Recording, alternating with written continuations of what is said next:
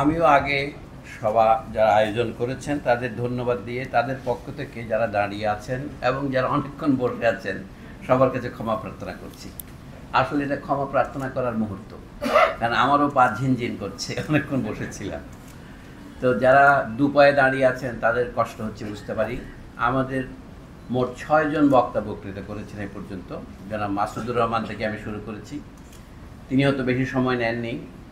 Father তপনজি রোজারিওর বক্তৃতা প্রায় আধা ঘন্টা হয়েছে। গড়ে আমরা 20 মিনিট করে বলেছি সকলেই, যদি বা আমাদের চুক্তি ছিল আমরা 10 থেকে 15 মিনিট বলবো, এইটাই আমাদের মানব স্বভাব। তা আমিও সেই স্বভাবের না, কথা তো এত আছে সে শেষ হবে না। তা আমিও ঠিক ভেবে উঠতে পারছি না কোথা থেকে শুরু করব।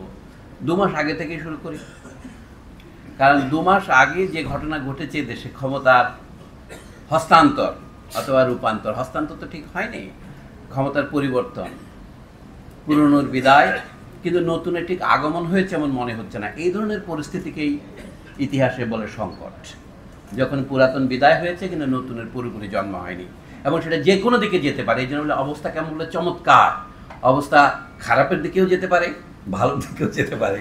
আমরা সেই অবস্থায় এসেছি। তো এবার সংস্কৃতি বাংলা থেকেই শুরু করি। আমাদের এই বাংলা বেশ কঠিন। তো নামটা দেখেন, বৈচিত্র্যে বহুত্বে বাংলা সংস্কৃতি। আমি তো আরেকটা কথা বলতে পারতাম, এখানে শুধু বাংলার নয়, সারা দুনিয়ার সংস্কৃতির মধ্যে বৈচিত্র্য এবং বহুত্ব আছে। আমরা আপাতত সিদ্ধান্ত নিয়েছি বাংলা নিয়েই আলোচনা সীমিত রাখবো। কিন্তু আরেকটা কথা, আমাদের স্বামী দেবধানানন্দ, তরুণ বুদ্ধিজীবী, তিনি যেটা বলেছেন সের মধ্যে এখানে একত্ব কথাটা আমাদের লক্ষ্য হতে পারত। আমি আরেকটু ভিন্ন করে বলি, কারণ এক কথা পুনরাবৃত্তির দরকারটা কি, আমি ওনার সাথে দ্বিমত করছি না।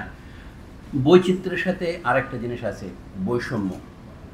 আমরা যদি বৈচিত্র্যে থাকি, বৈষম্য থাকতেই হবে এমন কথা নেই, কিন্তু আমাদের বৈষম্য আছে। আমি বেশি উদাহরণ দেব না আপনাদের।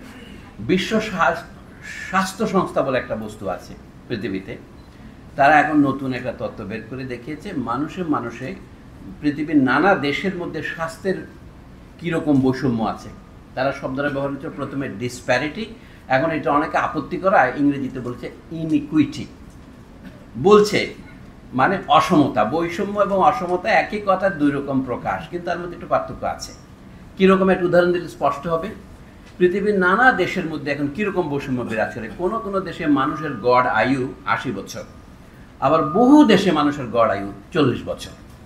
তাহলে 40 বছরের ব্যবধান এখনও এই পৃথিবীতে বিদ্যমান। আপনাদের গড় আয়ুকে আবার গড় করেন প্রায় 78 বছর পাবেন।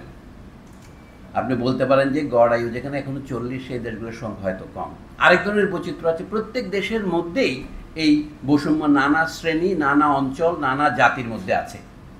এক দেশে তো নানা জাতি থাকে, মার্কিন দেশে ধরেন, যাদেরকে নিগ্রো বলে উল্লেখ করলেন স্বামীজি, তাদেরকে এখন কালো বলা হয়, আগে একসময় ভদ্র বাংলায় কৃষ্ণাঙ্গ বলতো। তো তাদের এবং যারা সাদা বলা হয় তাদের মধ্যে পার্থক্য আছে, জন্মহারে, মৃত্যুহারে। তো সেখানে কোনো কোনো দেশে দেখা যায় ব্যবধানটা নয়, শিশু মৃত্যুর হার কোনো দেশে আরেক দেশের তুলনায় 40 ধরেন মানে 10 ভাগ বেশি। পৃথিবীতে স্বাস্থ্যের যে উন্নতি হয়েছে সেটা শিশু মৃত্যুর হার কমে গিয়েছে, কিন্তু সব অংশে, সমাজের সব শ্রেণীতে এটা কমে নাই। আমি এখানে অনেক শব্দ দেখলাম আমাদের এই আলোচনার মধ্যে, শ্রেণী শব্দটা সবচেয়ে কম উচ্চারিত হয়েছে। এবং মানুষে বৈষম্যের একটা বড় হচ্ছে এখানে হিন্দু মুসলিম বিভেদ, কারণ এখানে যারা বসছেন সবাই ধর্মগুরু এবং ধর্মতত্ত্ববিদ। এমন সম্ভবত দিদি ইলিরা দেওয়ান এবং আমরা দুজনে অধার্মিক, বলতে সবাই ধার্মিক, মানে ধর্ম সম্পর্কে জানি না এই অর্থে বললাম, ধর্মতত্ত্ব বিশেষজ্ঞ নই আমরা। তো কিন্তু ধর্ম আমাদের সংস্কৃতির একটা বড় অংশ। কিন্তু ভাষার প্রশ্নটা যেহেতু দিদি তুলেছেন, সেটা আমাদের তোলা দরকার। মার্কিন যুক্তরাষ্ট্রের একটা সংবিধান আছে, আপনারা জানেন, 1787 সনে লেখা, এবং তাতে আবার বিল অফ রাইটস যোগ করা হয়েছে 4 বছর পরে। এরপর অনেক সংশোধনী হয়েছে। সেখানে কোথাও মার্কিন যুক্তরাষ্ট্রের রাষ্ট্রভাষাকে এটা লেখা হয়নি। না লিখলেও আপনারা সকলেই জানেন সেখানে টাকার উপর লেখা আছে ইন গড উই ট্রাস্ট। অত মার্কিন যুক্তরাষ্ট্রের সংবিধানের 1 নম্বর ধারাতে আছে Congress shall establish no church, মানে কোনো ধর্মের প্রবর্তন তারা করবেন না।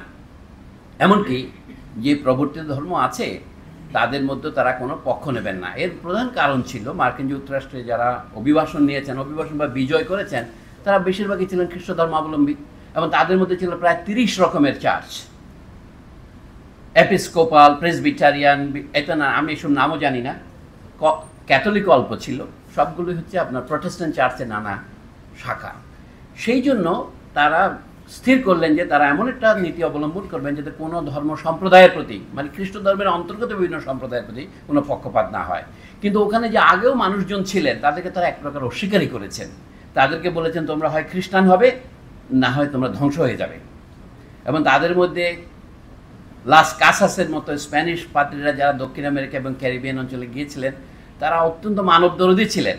তারা তাদের ওই অভিশপ্ত আত্মাগুলিকে খ্রিস্ট ধর্মের রূপান্তরের মাধ্যমে রক্ষা করার আপ্রাণ চেষ্টা করেছেন। এটাকে বলে আলোকায়ন। এই রুমটাতে কিন্তু আলো খুব একটু বেশি, অতিরিক্ত আলোকায়ন কিন্তু ক্ষতিকর। ইংরেজিতে বলে এনলাইটেনমেন্ট, আইন যোগ, মানে চেরাগ জ্বালানো। আমাদের শামা দেওয়া হয় সমাধানে, যেন আলোক বেশি হয়। আমাদের একটু আলোটা বেশি লাগছে, ফাদারদের মুখে আমি দেখতে পাচ্ছি।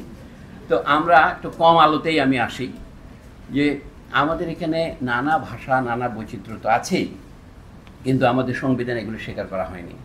কিন্তু এখানে যে নীতিটা অনুসরণ করেছে না লিখলেও, ভারতবর্ষে যেটাকে বলা হয়েছে অফিসিয়াল ল্যাঙ্গুয়েজ, এখানে যখন ইংরেজি রাজভাষা ছিল তখন এটা কয়জনের মুখের ভাষা ছিল? ব্রিটিশ আমলে ইংরেজি রাজভাষা কোনো সংবিধানে লিখিত হয়নি, কারণ কোনো সংবিধানই ছিল না। ছিল কি? গভর্নমেন্ট অফ ইন্ডিয়া অ্যাক্ট 1919, 1935 ইত্যাদি আপনারা সকলে জানেন। এর আগে নানা রকম অর্ডিন্যান্স দিয়ে, আদেশ দিয়ে, ডেসপাস দিয়ে দেশ চলেছে। কিন্তু দেশ যখন স্বাধীন হলো, অর্থাৎ দুই দেশ ভাগ করে গেল, তখন তাদের প্রশ্ন হলো কোথায় কোন রাজভাষা হবে। আমি রাজভাষা শব্দটা ব্যবহার করছি বাংলা ভাষা থেকে গিয়ে, এটার নাম হলো রাষ্ট্রভাষা। ভারতবর্ষে এটাকে বলছে অফিসিয়াল ল্যাঙ্গুয়েজ। অফিসিয়াল ল্যাঙ্গুয়েজের কী অনুবাদ আপনি করবেন? হয়তো বলবেন সরকারি ভাষা। পাকিস্তানে এটাকে বলছে স্টেট ল্যাঙ্গুয়েজ। মার্কিন দেশে এটা কিছু লেখাই হয়নি, কিন্তু সেখানে সকলেই জানে ইংরেজি রাষ্ট্রভাষা হয়েছে। এবং আপনি দেখেন যদি জাতিসংঘের ভাষা হিসেবে দেখেন, 19বিংশ শতাব্দীতে জাতিসংঘের 1 নম্বর ভাষা ছিল ফরাসি। 1920-এর পরে, অর্থাৎ প্রথম মহাযুদ্ধের পরে, ইংরেজিকে ফরাসির পাশাপাশি বসানো হয়। তারপরে অন্যান্য ভাষা দাবি করা শুরু করেছে। পৃথিবীতে 5টি বা 6টি ভাষা জাতিসংঘের ভাষা হিসেবে স্বীকৃতি পেয়েছে এ পর্যন্ত। 1973-এর দিকে আরবি দাবি করলো আমরা এত তেলের দেশ, এতগুলি তেল পেয়েছি, আমাদের ভাষাকেও স্বীকৃতি দিতে হবে, কারণ পয়সা দিতে হবে। জাতিসংঘের ভাষা হলে সাংঘাতিক ব্যাপার। বাংলাদেশেও মাঝে মাঝে এরকম উচ্চাভিলাষের আভাস আমরা পাই, বাংলা ভাষাকে জাতিসংঘের ভাষা করতে হবে। কিন্তু টাকা দেওয়ার সামর্থ্য তো বাংলাদেশের থাকলেও না, এটা অন্য জায়গায় পাচার করবো আমরা, জাতিসংঘে পাচার করবো না। এটা দুবাই এবং সিঙ্গাপুর পর্যন্ত যাবে। তো বাংলা জাতিসংঘের রাষ্ট্রভাষা হওয়ার আগে বাংলা তো দেশের ভাষা হতে হবে। আমি দিদিকে বলছি, বাংলা রাজভাষা হয়ে চাকমাদের মধ্যে অত্যাচার হয়েছে সেটা তো নিঃসন্দেহে, কিন্তু বাংলাদেশেও রাজভাষা হয়নি। বাংলা ভাষা বাংলাদেশেও রাজভাষা হয়নি, এখানে ইংরেজি কোনো রাজভাষা আছে। পাকিস্তানের সংবিধানে লেখা ছিল 52 সালে যারা ভাষা আন্দোলন করে রক্ত দিয়েছেন পূর্ব বাংলায় 5, 7, 10 জন, তাদের স্মৃতিস্বরূপ, স্বীকৃতিস্বরূপ 54 সনের যে আন্দোলন এখানে নির্বাচনের নামে যেটা হয়েছে, সেখানে যে দলগুলি জিতেছিলেন যুক্তফ্রন্ট নামে, তারাও বলেছিলেন যে বাংলাকে রাজভাষা করতে হবে। 56 সনে স্বীকৃত হয়েছিল, কিন্তু তাদের লেখা ছিল উর্দু এবং বাংলা দুটোই রাজভাষা হবে। তবে 1976 পর্যন্ত, মানে পরবর্তী 20 বছর ইংরেজি রাজভাষায় থাকবে। তো তার আগেই তো বাংলাদেশ হয়েছে। তো বাংলাদেশ হওয়ার পর আবারও একই সেই পুনরাবৃত্তি। ভারতে এই রাজভাষা নিয়ে মারামারি হয়ে গেছে। বহু তামিল যুবক, বাংলাদেশে কয়জন মারা গেছে, ওখানে 60, 65, 80 জন প্রাণ দিয়েছে। মানে সিভিল সার্ভিস পরীক্ষা তারা ইংরেজি ভাষায় দেবেন, হিন্দিতে দেবেন না। তাহলে হিন্দি রাজভাষা হবে না তামিলও যোগ্যতা পাবে, এই সমস্ত তর্কে এই হয়েছিল। ভারতে এখন রাজভাষার সংখ্যা হয়েছে 29টা, 23টা, 29টা প্রদেশে, সিকিম আনা পর্যন্ত। 2-1টা বেশি বাড়তেও পারে এখন। এই পরিস্থিতিটা মনে রাখলেই বাংলাদেশের রাজভাষার প্রশ্নটি পরিষ্কার হবে সংবিধান। কিন্তু তারপরে যে বলে বাংলাদেশের অধিবাসীগণ বাঙালি বলিয়া পরিচিত হইবেন, এটা স্পষ্টতই একটা ভুল স্টেটমেন্ট। 1972-এ যে সংবিধান আমরা লিখেছি, সেই সংবিধানের মধ্যে মুক্তিযুদ্ধের চেতনার কোনো প্রতিফলন হয়নি। তো মুক্তিযুদ্ধের চেতনাটা কি? 1971-এর 10ই এপ্রিল যেটা প্রথম বাংলাদেশের স্বাধীনতার পরিপূর্ণ ঘোষণা দেওয়া হয়, আইনগত ঘোষণা। এর আগে আমরা নানা সময় যুদ্ধে যে যেখানে দাঁড়িয়েছি, তোমাদের যাতে হাতে তাই নিয়ে শত্রুর মোকাবেলা করতে হবে, সেটা এক ধরনের ঘোষণা। কিন্তু যেটা আইনগত ঘোষণা, 10ই এপ্রিলের ঘোষণাপত্র, তাতে বলা হয়েছে আমরা কেন স্বাধীনতা ঘোষণা করেছি। আমাদের দেশে নির্বাচন হয়েছে, সেই অনুসারে ক্ষমতা হস্তান্তর করা হয় নাই, তার পরিবর্তে পাকিস্তান বাহিনী 25শে মার্চ রাতে আমাদের উপর আক্রমণ করে যুদ্ধ চাপিয়ে দিয়েছে, সুতরাং আমরা দেশের স্বাধীনতা ঘোষণা করলাম। এরকম যেহেতু 6টা আছে। তারপরে হচ্ছে আমরা যে রাষ্ট্রটা তৈরি করব সেটা 3টি মূলনীতির ভিত্তিতে পরিচালিত হবে: সাম্য, মানবিক মর্যাদা এবং সামাজিক সুবিচার, equities, human dignity and social justice. এইটা 1972 যখন সংবিধান লিখতে আমাদের কনস্টিটিউয়েন্ট অ্যাসেম্বলি বসলেন, তৈরি করা অ্যাসেম্বলি, পাকিস্তান আমলে যারা নির্বাচিত হয়েছিলেন তাদের দিয়ে, সেটা নিয়ে তর্ক আছে, আমি সেই তর্ক উত্থাপন করছি না।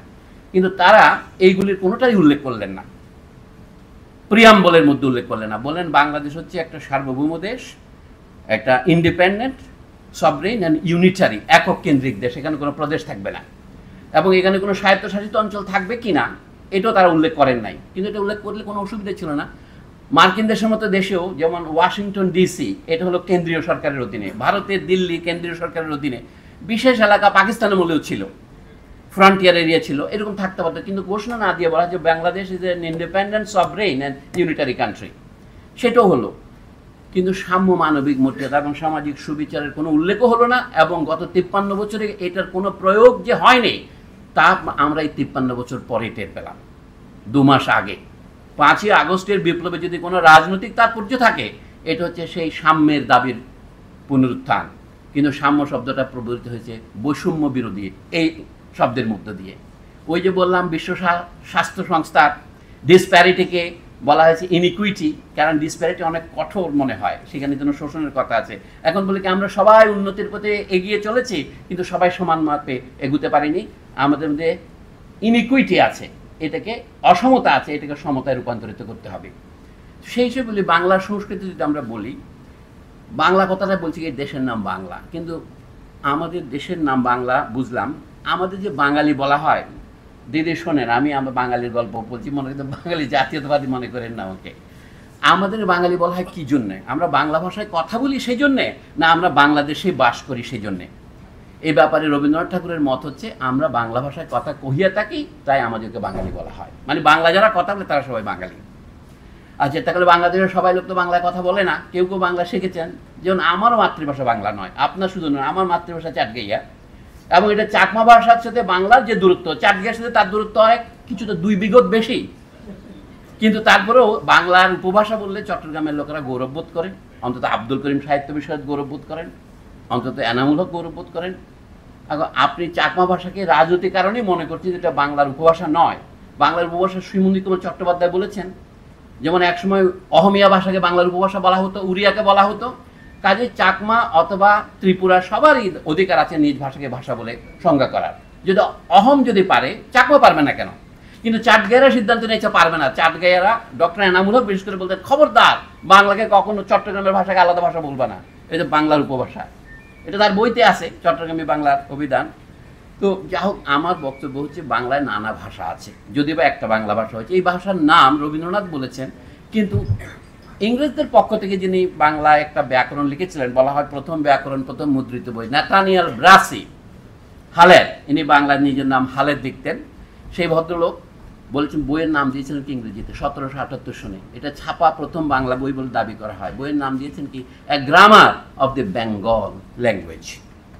উনি কিন্তু বেঙ্গলি বলেন নাই, কারণ তখন লোকের ধারণা ছিল, ভূমিকার মধ্যে উনি লিখেছেন, আমরা এতদিন মনে করতাম কলকাতাতে এবং বাংলাদেশের লোকে হিন্দুস্তানি ভাষায় কথা বলে, যেটাকে এখন উর্দু বলি আর কি আমরা। কিন্তু বাংলাদেশে আইসে আমরা টের পেলাম যে এখানকার লোকের ভাষা ঠিক হিন্দুস্তানি নয়। তাহলে কি নাম দেবো? এর নাম বেঙ্গল ল্যাঙ্গুয়েজ। এখনো বেঙ্গলি কথাটা আসে নাই। বেঙ্গল বলে একটা দেশ আছে, মুলুকে বাঙ্গালা, সেখানে মানুষ একটা ভাষায় কথা বলে যেটা হিন্দুস্তানের ভাষা থেকে একটু আলাদা, সুতরাং তার নাম বেঙ্গল ল্যাঙ্গুয়েজ। এটা যে একটা কল্পনা নয় তার প্রমাণ। তারপরে 50 বছর পরে রামমোহন রায় যখন বাংলা ব্যাকরণ বইটা ছাপালেন 1826 সনে স্কুল টেক্সট বুক বোর্ডের জন্য, সেটার নাম দিলেন গৌড়ীয় ব্যাকরণ। প্রথমে ইংরেজিতে লিখেছেন উনি, grammar of the Bengali language লিখেছেন, LEELI নয়। তার 7 বছর পরে বিলেত যাওয়ার পরে উনি একটা বাংলা ব্যাকরণ বের করলেন। এটা লিখে গিয়েছিলেন, বেরিয়েছে 1833 সনে। রামমোহন মারা গেছেন ওই সময়ই, আগের বছর বোধহয় 1 বছর আগে। তো বইতে লেখা আছে 2 রকম নাম, বাইরে লেখা আছে গৌড়ীয় ব্যাকরণ, নিচে লেখা আছে গৌড়ীয় ভাষা ব্যাকরণ। এখন এই বাংলাদেশের ভাষাকে গৌড় ভাষা বলা হতো, যেহেতু গৌড় ছিল বাংলার অনেক দিনের রাজধানী। গৌড় ছিল, পান্ডুয়া ছিল, রাজমহল ছিল, এমনকি একসময় এটা পাটনাতেও ছিল। তো এই সমস্ত প্রশ্নে বলছি, বাংলার যে একটা ভাষা, এটা দেশের নাম থেকে পেয়েছে না বাংলাদেশের লোকেরা আগে দেশ থেকে বাঙালি নাম পেয়েছে তাই তাদের ভাষা বাংলা নাম পেয়েছে? এটা এখনও আমি মনে করি আপনাদের জন্য খোলামেলা, ওই যে ওপেন কনফারেন্স বলে না, আমাদের মাসুদুর রহমানের আর্টিকেলে লিখেছে, সংস্কৃতি ওপেন এন্ডেড, আলোচনা করে ঠিক করা যাবে, আজকে টেনে মারামারি করার দরকার নাই। কিন্তু এটা তো স্বীকৃত, বাংলাদেশে বাংলা মাতৃভাষা নয় এমন বহু জাতি আছেন, আকারে তারা যতই ক্ষুদ্র হন। বিগত সরকার কি করেছিল, এদেরকে ক্ষুদ্র নৃগোষ্ঠী বলতে হবে। নৃগোষ্ঠী পর্যন্ত বললেন, ক্ষুদ্র বলার দরকার কি, অর্থাৎ উপজাতি কথাটাকে তারা আবার পরিশোধিত করলেন। একটা ছোট সংখ্যায় কম হলে তাকে উপজাতি বলা যায় না। তাইলে ইংরেজ আমলের ঐতিহ্য আমাদের, এটা পিছনে যেতে হবে দিদি একটু। পাকিস্তান আমলে কি বলা হতো, উপজাতি বলা হতো। পাকিস্তানিরা উপজাতি বলেছে, ওরা তো পরিষ্কার করে বলতো ট্রাইবাল, সেটা পাঠানদেরও ট্রাইবাল বলা হতো, পার্বত্য চট্টগ্রামের ট্রাইবাল বলা হতো। এবং এটা সত্য যে বিনোদনের জন্য, পর্যটন শিল্পের বিকাশের জন্যে তারা চাকমা নৃত্য, মারমা নৃত্য এসব দেখাবে। এগুলি শুধু অপমানজনক নয়, এগুলো হচ্ছে যে কোনো রকমের সাম্যের ধারণার সম্পূর্ণ বিপরীত। আমাদের এখানে জাতিগত সাম্য যদি না হয়, তাহলে আপনি ধর্মীয় সাম্যের কথা বলবেন কিভাবে? ধর্মীয় বিরোধের ইতিহাস আছে, জাতিগত সাম্যের ইতিহাস এক এক দেশে এক এক রকম। ভারতবর্ষে এই কথাটা আসছে যে মাসুদ রহমান সাহেবের পেপারের মধ্যে কতগুলি বিষয় আছে, আশা করি আপনারা এখনই আরও আলোচনার সুযোগ পাবেন। আমি অল্প সময় নিয়ে বেশি আলোচনা করব না। উনি যে কথা বলেছেন, যেমন ধরেন কিছু মানুষের ত্রুটি তো হয়ই। উনি যেমন ওয়েস্টফেলিয়া চুক্তির কথা লিখছেন 16 শতাব্দীর, প্রকৃত প্রস্তাবে 16 শতাব্দীর নয়, এটা 17 শতাব্দীর, 1648-49 সনের কথা। কিন্তু সেটা বড় ব্যাপার নয়। উনি যেটা অভিযোগ করেছেন যে সেখানে খ্রিস্ট ধর্মের অন্তর্গত বিভিন্ন শাখার মধ্যে একটা সাম্য স্থাপন বা শান্তি স্থাপনের চেষ্টা হয়েছে, সেখানে ইহুদি ধর্ম কিংবা ইসলাম ধর্মের কথা আসেনি। আমি তো ইতিহাস থেকে বিচ্ছিন্ন আলোচনা করতে পারি না। এর আগের 100 বছর ইউরোপে বিভিন্ন রাজার মধ্যে যুদ্ধ হয়েছে, কতগুলি ক্যাথলিক রাজা, কতগুলি নানাবিধ প্রটেস্ট্যান্ট রাজা। এই যে শতবর্ষের যুদ্ধ, এটা শুরু হয়েছিল কখন? যখন মার্টিন লুথার আপনার 1520-এর দিকে, 1517 থেকে শুরু করছেন, 20-এর দিকে তিনি যখন প্রটেস্ট্যান্ট ধর্ম ঘোষণা করলেন যে আমরা রোমের নেতৃত্ব মানব না। তারপর ইউরোপের অন্যান্য দেশে, সুইজারল্যান্ডে, ইংল্যান্ডে নানা রকম ধর্মের ইতিহাস তৈরি হয়েছে। তারপরে এক সময় দেখা গেল কি রাজারাও ভাগ হয়ে গেলেন, দক্ষিণের রাজারা বা উত্তরের রাজারা নানা যুদ্ধে লিপ্ত হলেন, যারা ক্যাথলিকদের পক্ষ নিলেন অথবা যারা প্রটেস্ট্যান্টদের পক্ষ নিলেন। এটা ফ্রান্সে অনেক ভয়াবহ রূপ ধারণ করে 1672 সনে, সেখানে বার্তোলোমিও হত্যাকাণ্ড হয়। এই সমস্ত মীমাংসা স্বরূপ এখন যে পৃথিবীতে রাষ্ট্র ব্যবস্থা তৈরি হয়েছে আন্তর্জাতিক আইন, সেটাই সেই শান্তি চুক্তির ফল।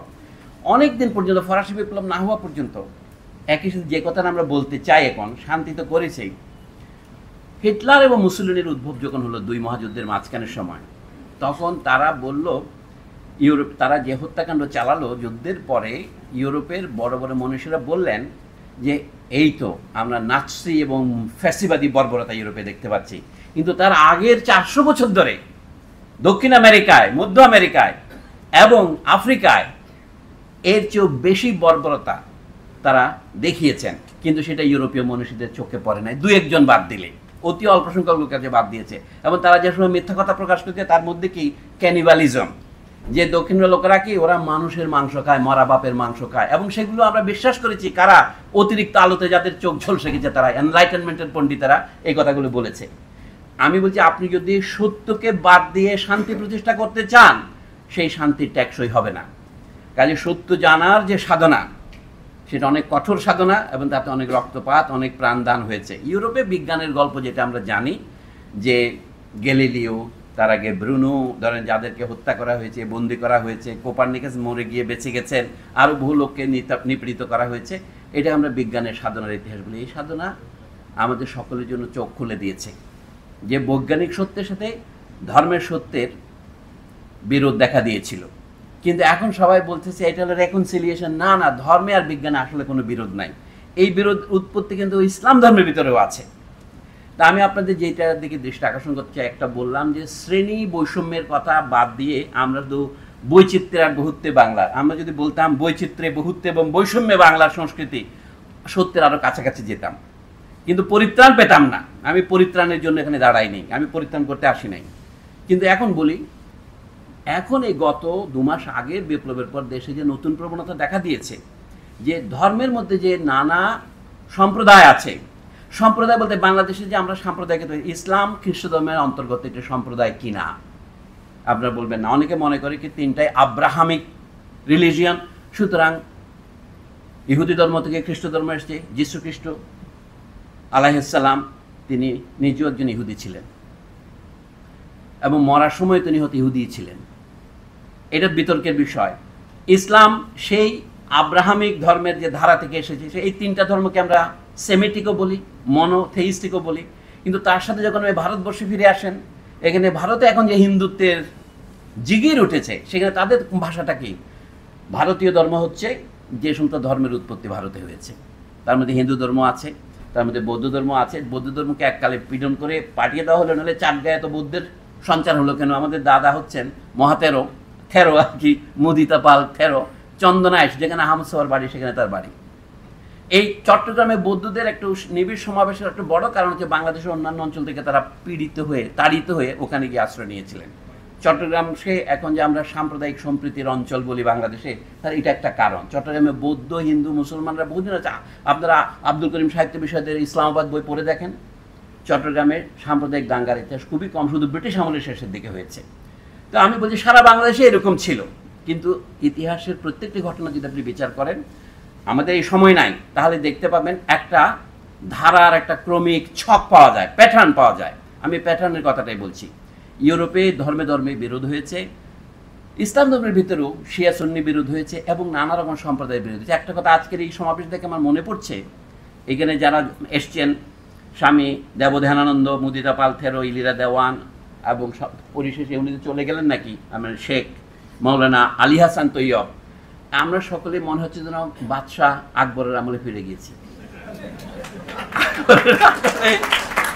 দিল্লির দূরে, আগ্রার দূরে ফতেপুর সিক্রি নামক তিনি যে উপাসনালয় করেছিলেন, সেখানে তিনি সব ধর্মের জেসুইট খ্রিস্টানদেরকে তিনি ডেকেছিলেন সেখানে, এবং কি ডেকে কি বলতেন, তিনি সবার কথা শুনতেন।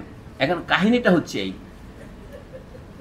তখন ভারতের যারা শেখুল হিন্দ ছিলেন, হিন্দুস্তানের প্রধান ধর্মগুরু, যেমন ধরেন শেখ আহমেদ সিরহিন্দি, যাকে আমরা মুজাদ্দিদ আল ফেসানি বলি, অর্থাৎ হিজরি দ্বিতীয় সহস্রাব্দের, এই যে মিলেনিয়াম বলেন আপনারা, দ্বিতীয় মিলেনিয়ামের তিনি হলেন নবায়নকারী, মুজাদ্দিদ, যিনি জাদিদ করেন, নতুন করেন, নবায়নকারী, renovator of the second millennium of the Hijra era, তিনি হচ্ছে মুজাদ্দিদ আল ফেসানি। তারপরে হচ্ছে হিন্দুস্তানের মাথায়, সারহিন্দ মানে হচ্ছে হিন্দুস্তানের মাথা, সিরহিন্দ, সেই লোক আকবরের বিরুদ্ধে বিদ্রোহ করলেন, তাকে বন্দিও করা হলো। তিনি জাহাঙ্গীরের বিরুদ্ধে বিদ্রোহ করেছেন। বিদ্রোহের কারণটা ছিল, উনি বললেন ভারতবর্ষে ইসলামী শাসন চালু করতে হবে। আকবর বললেন, এখানে আমরা এসেছি বিদেশ থেকে, এই দেশ জয় করেছি অস্ত্রে বলে, কিন্তু এই দেশের মানুষের বেশি, যাদের এই দেশের মানুষকে জিওগ্রাফিক্যালি সবাইকে হিন্দু বলা যায়, এদের মন যদি জয় না করি, আমি তো এখানে শাসনই করতে পারবো না, কাজে এখানে ইসলামী শাসন চলবে না। তা আমাকে কি শাসন করতে হবে? সুলহিকুল, সবার সাথে শান্তি। সুলিকুল হচ্ছে আকবরের ধর্ম। কিন্তু মৌলভী সাহেবরা কি কারণে জানি না আকবরের বিরুদ্ধে খুব ক্ষেপে আছেন। শুধু মৌলভী সাহেবরা নয়, ইতিহাসবিদেরও ক্ষেপে আছেন। তারা বলছে আকবর একটা ধর্ম প্রবর্তন করেছিলেন যার নাম দ্বীন ইলাহি। ওটা মোটেও ধর্ম নয়, ওইটা আকবরের একটা সুফি তরিকা। মাত্র 18 জন সদস্য করেছিলেন দিল্লির সম্রাট। আপনারা কিংস পার্টি বলে একটা কথা শুনেছেন না? 2007-এর সময় একটা শুনেছিলেন, ফেরদৌস আহমদ কুরেশিকে দিয়ে একটা কিংস পার্টি হয়েছিল। এখন আমরা শুনতেছি এটাকে কিংস পার্টি বলা যাবে না, কারণ ছাত্ররা সরকারের ভিতরেও আছেন, বাইরেও আছেন। তো এটা যদি কিংস পার্টি হয়, আকবরেরটাও কিংস পার্টি হতে কোনো বাধা ছিল না। তিনি বড় বড় মনীষীদেরকে তার মন্ত্রী নিয়োগ করেছেন। আপনারা জানেন, মিয়া তানসেন, রাজা তোডরমল বাংলার জরিপ করাইছেন, তার যে ফয়জি, বড় বড় পণ্ডিতেরা তার সাথে ছিলেন। তো এই সমস্ত আইনি আকবরী যারা লিখেছেন, আবুল ফজল, আল্লামা, এরা বড় বড় বুদ্ধিজীবী ছিলেন। আজকে আমাদের ইন্টেলেকচুয়াল হিস্ট্রির সময় আমরা যখন ইউরোপের ইতিহাস পড়ি, এরা সেই সমসাময়িক, এদের সম্পর্কে কেউ কিছু এখানে সিভিল বইতে নাই। মুক্তিযুদ্ধের ইতিহাস বলতে যেমন শুধুমাত্র 1948 সন থেকে শুরু করে, ব্রিটিশ আমলের বিরুদ্ধে যে আমরা কি লড়াই করেছি, 1857 সনের কথা যে বললেন, ভুলে হয়তো আপনি 27 বলেছেন, সেই লড়াই আমাদের ইতিহাস বইতে নিচের ক্লাসে অন্তত পড়ানো হয় না। তো সেই কাহিনীটার দুঃখটাই আমি এখানে যোগ করছি। দিল্লির মুঘল বাদশাহ বুঝতে পেরেছিলেন হিন্দুস্তানে মুসলমান যারা আসছেন তাদেরকে তুর্কি বলা হতো, তখন তো মুসলমান শব্দ চালুই হয় নাই, সবাই যে তুর্ক বল, তুর্ক না হিন্দু। আপনি কবিরের গানে দেখেন, এই তুর্ক হিসেবে তারা এসেছেন, এসে তারা বলছে এখানে আমাদের সবার সাথে শান্তি তৈরি করতে হবে, দ্বীন ইলাহি নয়। দ্বীন ইলাহি তো তাদের 18 জনের একটা পাঠচক্র, না হলে বাদশাহ কি হাজার হাজার লোককে ধর্মান্তরিত করতে পারতেন না? করেন নাই। তারপরে দেখেন চিলে আপনার কান নিয়ে গিয়েছে বলে আপনি চিলের পিছনে দৌড়ে নিজের কানে হাত দিয়ে দেখেন না। আমাদের অধিকাংশ লোকেরই এখন ফেসবুক দেখলে মনে হয় ফেসবুক হচ্ছে এই চিলের পিছনে দৌড়ার একটা উৎকৃষ্ট রেস কোর্স। এখানে সত্যের চাইতে ফেক নিউজ। এই যে এখন বাংলাদেশের গত আন্দোলন নিয়ে ভারতীয় মিডিয়া যা করলো, এখনো যা করছে, কোনো ভদ্রলোক এটি বিশ্বাস করতে পারবে? মনে হচ্ছে বাংলাদেশের এই বিপ্লবের একমাত্র উদ্দেশ্য হিন্দু নির্যাতন। এখন বলতেছে আওয়ামী লীগ নির্যাতন, তারপরে বলছে কি হিন্দু হলেই আওয়ামী লীগ এমন তো কোনো কথা নেই। নির্যাতনের ইতিহাসটা কেউ অস্বীকার করছে না, কিন্তু এইটা যে বেছে বেছে হিন্দুদের উপর করা হয়েছে তা নয়। এখানে মাজারের উপরে হামলা হচ্ছে, তাতে মনে হচ্ছে মাজারের উপর হামলাটা মাঝে মাঝে সদর্থক ভূমিকা পালন করে। মানে দাঙ্গা নিরসনে সে একটা ইতিবাচক ভূমিকা পালন করেছে, যে আক্রমণটা শুধু হিন্দু বিরোধী হয় নাই। এখন ভারতে একদল বুদ্ধিজীবী আছেন, আমি তো অবাক হয়েছি এই বুদ্ধিজীবীদের, একটা বিদ্যাজীবী বুদ্ধিজীবী না হলেও ক্রমশ তারা প্রচার। আমাকে অনেকে ফোন করে জিজ্ঞাসা, আচ্ছা ভাই কত হিন্দু মারা গেল? আমরা শুধু হিন্দু মারা যাবে কেন? নরেন্দ্র মোদীজি স্বয়ং বললেন যে আপনি হিন্দু সহ মাইনরিটিদের প্রোটেকশন দিতে হবে। একজন রাষ্ট্রনায়ককে বলা উচিত সকল মানুষকে প্রোটেকশন দিতে হবে, তাহলে সেখানে হিন্দু মুসলিম বাদ হবে না। যদি বাছাই করে, যখন চট্টগ্রামের মাইজবান্ডারে হামলা হয়েছে, কারণ মাইজবান্ডার কি পরিমাণ আমি জানি না, হিন্দু মন্দির রক্ষা করে ভিতরে কবিয়াল রমেশ শীল মাইজবান্ডারের ভক্ত ছিলেন এবং বহু মাইজবান্ডারি গান লিখেছেন। তো কবিয়াল এখানে নজিবুল বাসার মাইজবান্ডারি বলে এক লোক আছে, তাহলে আক্রমণ করতে হলে আপনার হাসানুল হক ইনুর বাসায় হতে হবে, রাশেদ খান মেননের বাসা হইতে হবে, কারণ তারা একইভাবে শেখ হাসিনা তোষামত করেছেন। আমি দালালি শব্দটা ব্যবহার করলাম না। তারা যা করেছেন সেটা হচ্ছে এক ধরনের, আমি বলব, দুর্বৃত্তায়নের সহায়তা। এবং শেষ মুহূর্তেও তারা পরামর্শ দিলেন যে গুলি করেন। তো এইটা ব্যর্থ না হলে এই সভা আমরা করতে পারতাম না। কিন্তু এই সভা যে আমরা করার পরে আগামী 2 মাস পরে যে আবারও করতে পারবো তার কোনো গ্যারান্টি নাই। কিন্তু এখনো পুরনো অবস্থা বহাল আছে, এটা এই হলটা দেখলেই বোঝা যায়। আমরা এতগুলি মানুষ, কিন্তু একটা কোনো ক্ষুদ্র হল আমাদের বন্টন করেছে। অথবা আমরা যদি নিয়ে থাকি, আমরা যদি আশা করতাম যে অল্প লোক আসবে, ছোট হলেই হবে। আমি বলছি পুরনো ব্যবস্থা কিভাবে অব্যাহত থাকে এই হলের অবস্থায় বোঝা যায়।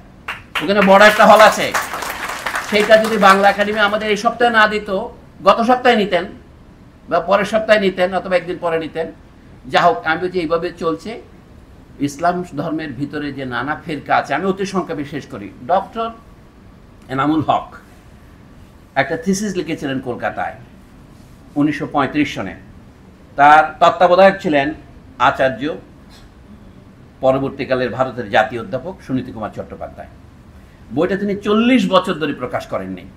1935 সনে লেখা বইটির তিনি নানা সারাংশ বাংলায় লিখেছেন। একটা নাম ছিল বঙ্গে সুফি প্রভাব, এবং ওনার সুফি শব্দের বানান শিখতে হলে আপনাকে আরেকবার এমএ পাস করে আসতে হবে। দন্তস্বয়ে ব, অন্তস্তীয়, দীর্ঘ উকার সব দিয়ে উনি সুফি এভাবে লিখছেন। মানে মানুষের কিছু অবসেশন থাকে। এনামুল হক বড় পণ্ডিত, কিন্তু তার এই অবসেশন ছিল। তারপরে বলে পূর্ব পাকিস্তানি ইসলাম, কিন্তু মূল বইটা তিনি প্রকাশ করেন নাই। প্রকাশ করেছেন 1975 সনে এশিয়াটিক সোসাইটি থেকে। প্রকাশ করেছেন কখন? 1975-এর মাঝামাঝি, হয়তো আগে ছাপাইছেন 75-এর মাঝামাঝি। তখন উনি ভূমিকার মধ্যে অদ্ভুত কথা উনি লিখছেন, এই বই যদি আমি আগে প্রকাশ করতাম পূর্ব পাকিস্তানে, আমি বেঁচে থাকতে পারতাম না। আপনারা পড়ে দেখেন। আমার একটু অতিশয়োক্তির অভ্যাস আছে, এর জন্য আমার বন্ধুরা সামনে যারা বসে আছেন পরে সমালোচনা করবেন, সব কথাকে বাড়িয়ে বাড়িয়ে বলে, কিন্তু আপনি এরকম সার কথা পাবেন। উনি বলেছেন ওখানে, এখানে আমি রাজওয়ালা আপনাদেরকে দেখতে পাচ্ছি, তাকে দেখলে আবার অন্তরাত্মা শুকিয়ে যায়, কি সমালোচনা করে। তো করুক। আমার বক্তব্য হচ্ছে কেন এত ভয় পেয়েছিলেন উনি? উনি বলেছিলেন এই দেশে ইসলাম প্রচার করেছেন যারা, তারা সুফি শেখ আউলিয়ারা, কিন্তু তাদের বিরুদ্ধে ওই যে শেখ আহমদ সিরহিন্দি যেমন ছিলেন, সেরকম 14শ শতাব্দীতে যখন মঙ্গলরা বাগদাদ ধ্বংস করলো, তখন এই ইসলামকে রক্ষা করার জন্য ওই আরব দেশে এক পণ্ডিত বেরিয়েছিলেন, তাকে ইমাম ইবনে তাইমিয়া বলে। তার বহু পরে অনুসরণ অষ্টাদশ শতাব্দীতে সৌদি আরবে আব্দুল ওয়াহাব বলে এক ভদ্রলোক ইসলাম ধর্মের সংস্কার করলেন, যিনি এসে সব মাজার ভাঙা শুরু করলেন। তিনি একটা ক্ষুদ্র রাজ্যের রাজা ইবনে সৌদ, মানে সৌদ বংশের রাজাকে জয় করলেন, যেটা এখন সৌদি আরব আছে। এখন এইটা সারা উত্তর ভারতেও ছড়িয়ে পড়ে, উত্তর আফ্রিকাতেও ছড়িয়ে পড়ে। এটার নাম হলো কি ওয়াহাবিয়া, বা এখন সালাফিয়াও বলে। ইসলামের আদি ধর্ম যেমন ছিল তেমন করতে হবে। এর বিরুদ্ধে এখন যারা দাঁড়াবেন তাদের তো আর কোনো পথ নাই এটা মনে করার জন্য। তখন আলজেরিয়া তিউনিসিয়া অঞ্চলে সানুসিয়া বলে একটা সম্প্রদায় বেরোলো, যারা বলে আমরা ইসলামের আদি বিশুদ্ধতাও রক্ষা করব, একই সাথে সুফি ধর্মকেও রক্ষা করব। আমি অতি সংক্ষেপে বলছি, এতে ভুল বুঝাবুঝির সব সূত্রপাত হবে। ওয়াহাবিয়া এবং সানুসিয়া এই দুটোর মধ্যে পার্থক্য হচ্ছে যে সানুসিয়ারা একই সাথে সুফি ধর্ম এবং যাকে বলা হয় ইসলামের যে তাকওয়ার যে বিশুদ্ধ ব্যাখ্যা, পিউরিটানিজম, এটাও তারা করবেন। এরা তাদের উদাহরণ পাইলেন কোথায়? ইমাম গাজ্জালির মধ্যে। গাজ্জালি সাহেব মারা গিয়েছেন 1111 খ্রিস্টাব্দে। মনে রাখার সুবিধা, 4টা 1 বললেই হবে আর কি। তার মানে তিনি একাদশ শতাব্দীর গোড়াতেই মারা গেছেন। আর ইবনে তাইমিয়া হচ্ছে 14শ শতাব্দীর, আর আব্দুল ওহাব হচ্ছে অষ্টাদশ শতাব্দীর। এই আব্দুল ওহাবের শিষ্য বলে বলা হয়, আমি শেষ করছি, আমাদের তিতুমির হজ করতে গিয়েছিলেন উত্তর ভারতে, সৈয়দ আহমদ অফ ব্যারেল বা রায়বেরেলি, যাকে ব্যারেলবি বলি আমরা, তিনি গিয়েছিলেন। তারা তার হাতে বায়াত হইয়া ভারতবর্ষে এসেছে। তাদের আন্দোলনকে আমরা এখানে প্রেজেন্ট করেছি ওহাবি আন্দোলন আকারে। কিন্তু তিতুমিরের যে মূল আন্দোলন ছিল, তার দাড়ির উপরে স্থানীয় জমিদার ট্যাক্স বসিয়েছে, জুমা পড়তে গেলে তাকে ট্যাক্স দিতে হবে, সে জমিদার বিরুদ্ধে আন্দোলন করেছে। কিন্তু এইটার নাম হয়ে গিয়েছে তিতুমিরের ওহাবি আন্দোলন। আমি ইতিহাসের বই থেকে বলছি। আরেকটা উদাহরণ দিই, জসীমউদ্দৌলার আত্মজীবনী, জীবন কথা তো আপনারা দেখবেন। ফরিদপুর অঞ্চলে, যশোর, খুলনা অঞ্চলে একটা আন্দোলন ছড়িয়ে পড়েছিল, ফরায়েজি আন্দোলন। এর সার কথা হচ্ছে যারা ইসলাম ধর্মের অতি অবশ্য পালনীয় কর্তব্য, যাকে ফরজ বলা হয়, শুধু সেটাই তারা পালন করবেন। ইংরেজি অনুবাদকরা লিখছেন রিচুয়ালিস্ট, মানে they will observe only the bare minimum rituals, এরা ফরায়েজি। কিন্তু তাদের উদ্দেশ্য কি? তারা একটা স্লোগান বলছে, ইংরেজ যে লেভেলার ডিগার্স ছিল সপ্তদশ শতাব্দীর বিপ্লবী, তাদের অনুকরণে বলেছে সব জমি আল্লাহর, আমরা জমিদারকে খাজনা দেব না। মানে এটা ছিল তাদের রেডিক্যাল প্রেজেন্ট ডিমান্ড। কিন্তু আমরা তাদেরকে সবসময় প্রেজেন্ট করছি ধর্মীয় আন্দোলন হিসেবে, কারণ তাদের তো আর বলার কোনো ভাষা ছিল না। তারা বললে কি, এই জমি যেখানে ইংরেজরা শাসন করছেন, এইখানে আমরা জুমা পড়ব না। যখন ইংরেজরা আরেক মৌলানাকে ধরলেন, এখন যে ডক্টর তাজ হাশমির নাম আপনারা জানেন, তাজ হাশমির পঞ্চম পূর্বপুরুষ, তাকে বিহার থেকে আনা হয়েছিল। সেই ভদ্রলোক 1870 দিকে একটা ফতোয়া দিলেন যে এখানে আপনার জমা পড়তে পারবেন। নবাব আব্দুল লতিফের সাথে মিলে তিনি আস্তে আস্তে এই দেশের মানুষকে কিছুটা ইংরেজমুখী করলেন। আমরা ইংরেজি শিখলাম। ওদিকে sir Syed Ahmad Anglo Mohammedan oriental college করলেন আলিগড়ে, সেটা আলিগড় বিশ্ববিদ্যালয় হচ্ছে, আপনারা সব জানেন। আমরা ইংরেজি গ্রহণ করলাম। ফলে এখানে একটা মুসলিম সম্প্রদায়ের মধ্যে একটা বিভেদ তৈরি হলো। একদল ইংরেজি শিক্ষিত হলাম আমরা, আরেক দল কওমি মাদ্রাসায় গেল। আর ইংরেজি তো 1780 সনে আলিয়া মাদ্রাসা করেছিলেন। আমাদের এখানকার অনেক বড় বড় পণ্ডিত এখন বলছেন কওমি মাদ্রাসাগুলি বন্ধ করে দেওয়া উচিত, তবে আলিয়াগুলি রাখা যেতে পারে। আমি এই গল্পটা বলছি কোনো পরিত্রাণের আশায় নয়, সমস্যার ব্যাপকতা বোঝানোর জন্যে। কাজে এখানে যখন আপনারা বলেন ধর্মে ধর্মে বিভেদ আছে, যেটাকে সাম্প্রদায়িকতা বলা হয়, সেটার চেয়ে বড় কথা হচ্ছে প্রত্যেক ধর্মের ভিতরেই সাম্প্রদায়িকতা আছে। এখন মহাত্মা গান্ধীর কথা যিনি উচ্চারণ করেছিলেন, আমি সেটা দিয়ে একটু বলি। স্বামী বিবেকানন্দকে যেদিন বলা হয়েছিল শিকাগো বা আমেরিকার কোনো শহরে যে তুমি তো নিগ্রো, উনি প্রতিবাদ করেন নাই যে নিগ্রো হওয়াটা একটা অপমানজনক ব্যাপার। উনি ইজিলি বলতে পারতেন আমি তো নিগ্রো নই, আমি একজন ভারতীয় হিন্দু, হয়তো ব্রাহ্মণ ঠিক নন, প্রায় কাছাকাছি, আমি সন্ন্যাসী বলতে পারতেন। কিন্তু ঠিক একই সময় মহাত্মা গান্ধী ছিলেন দক্ষিণ আফ্রিকায়। আমি 1893 দিকের কথা বলছি। শিকাগোতে যখন সম্মেলন হচ্ছে, মহাত্মা গান্ধী তখন কাজ করছেন দক্ষিণ আফ্রিকায়, সত্যাগ্রহ সূত্রপাত হচ্ছে। গান্ধীজির ফিল্ম যারা দেখেছেন, রিচার্ড অ্যাটনবরো সব কিছু দেখেন নাই, শুধু দেখিয়েছেন মাঝে মাঝে পুলিশ লাথি মারছে গান্ধীজিকেও। কিন্তু গান্ধীজির আন্দোলনটা কী ছিল? ইংরেজরা বলতো আমরা সাদা, বাকি সব কালো, এখানে বাকি সব নিগার। গান্ধীজির দাবি ছিল কি, যেই ভারতীয় মুসলমানরা তাকে নিয়ে গিয়েছিলেন, ইসমাইলিয়া সম্প্রদায়ের দুজন ব্যবসায়ী গান্ধীকে মাসে 100 টাকা বেতনে নিয়ে গিয়েছিলেন, তিনি তখন ভারতীয়দের নেতা হলেন। তিনি বিভিন্ন শহরে গেলেন, তিনি বললেন কি, আমাদিগকে নিগ্রো বলা যাবে না, আমাদেরকে ভারতীয় বলতে হবে। ভারতীয় বলেন আমাদেরকে কালার্ড বলতে হবে। এই জন্য এখন দক্ষিণ আফ্রিকায় 3টা ক্যাটাগরি আছে, সাদা, কালো এবং কালার্ড, এবং এটা ছড়িয়ে পড়েছে ক্যারিবিয়ান অঞ্চলেও। আমি এই জন্য বলছি যে সেদিক থেকে দেখলে আপনি কিছু মনে করেন না, গান্ধীজির চেয়ে বয়সে 6-7 বছরের বড় স্বামী বিবেকানন্দ। তার জন্ম 1863-তে ধরি, গান্ধীজি 1869-এ। তিনি কিন্তু চিন্তা দিক তো গান্ধীজির চেয়ে সামান্য বড় ছিলেন মনে হয়, আমার অন্তত 1 বুড়ো আঙ্গুল বড় ছিলেন। অর্থাৎ উনি যে এটা দেখে গান্ধীজি এটা দেখেননি। আরেকটা কথা বলি, গান্ধীজি যখন ভারতে আসলেন, সেটা আপনার কথা আরেকজন, এটা আমাদের আরেকজন বলেছেন, ভারতবর্ষে যখন যুদ্ধ প্রয়াস শুরু হলো, গান্ধীজির আদর্শ ছিল কি, অহিংসা এবং নন ভায়োলেন্স এবং অসহযোগ করবেন তিনি।